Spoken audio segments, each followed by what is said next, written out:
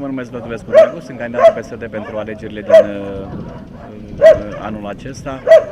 După cum știți și dumneavoastră, sunt o persoană arhicunoscută la nivelul localității, deoarece am mai fost primar și în mandatele precedente.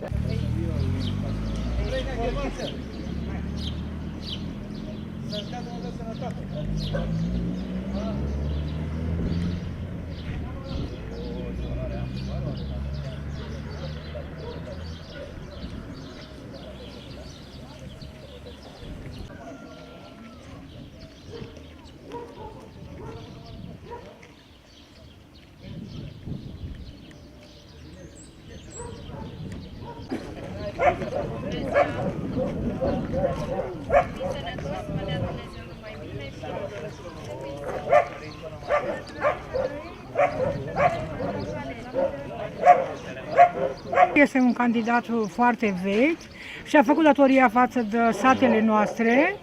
Nu poate să împece toată lumea odată, că e sate multe și mari. Și, după părerea mea, nu suntem în grad de rudenie, nu nimic. Dânsul din Dragomirești, noi suntem de aici, dar eu am o părere foarte bună. Pentru că a făcut lucruri multe pentru satul nostru, au mai fost primari. Mulți și din sat, și după Luceni, și din Dragomirești, dar n-a făcut ce a făcut dumnealui. Și așa că noi suntem mulțumiți. Și ne-ar pare rău ca să se întâmple, Doamne ferește, vreo nenorocire să piardă alegerile. Chiar că ne-ar pare rău.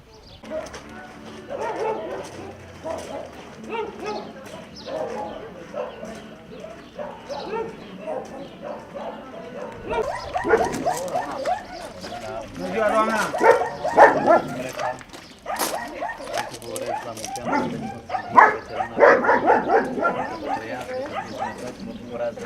Să vă baftă în alegeri și tot ce îți vă doriți. Mulțumim!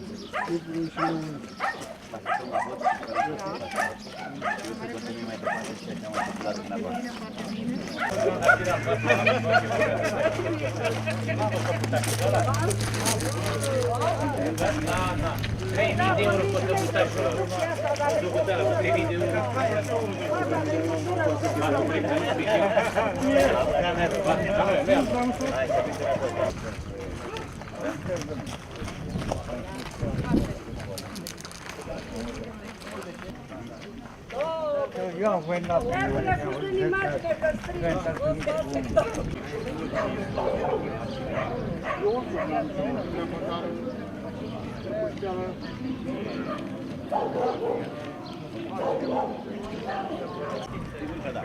Dumnezeu înainte, acum. Păi da, sigur.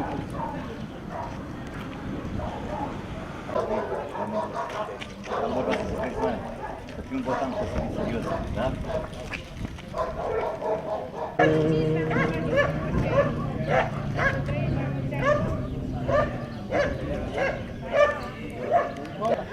După cum ați văzut în periplul dumneavoastră, lumea este alături de mine, pentru că eu cred că i-am convins, ținând cont de ceea ce am făcut până acum la nivelul satului Râncăciov.